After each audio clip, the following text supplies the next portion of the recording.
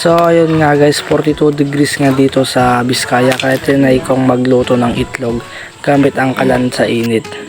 Yan na nga guys, hinintay kong uminit yung ating kawali.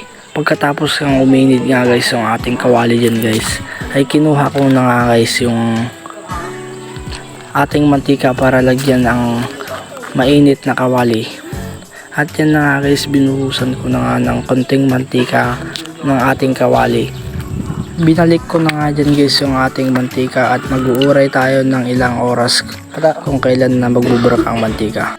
So ayun nga guys, ibibitak natin yung itlog sa manlukong.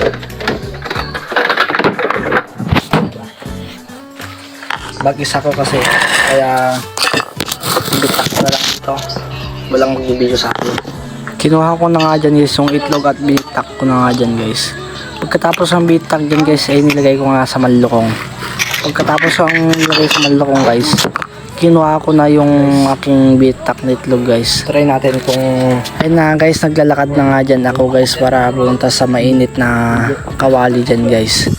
At ayun na nga guys, kung makikita nyo dyan guys, yun na nga guys yung mainit nating kawali dyan guys. Tignan natin guys kung maluluto ba ang isang itlog sa ating mainit na kawali guys. At ayan na nga guys, dahan-dahan ko ang nilagay sa kawali ang ating itlog. At yan nga guys, ay nilagay ko na nga guys yung ating isang itlog dyan guys. At yan na nga guys, wala nga nangyayari sa ating itlog dahil kulang pa ang init ng ating kawali.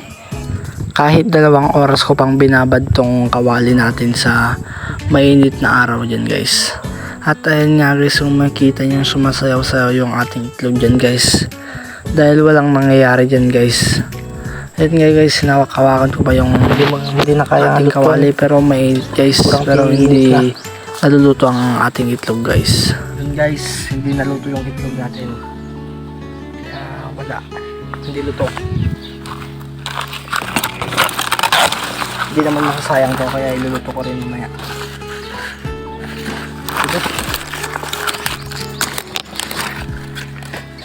So guys, adawan tayo. Lulot.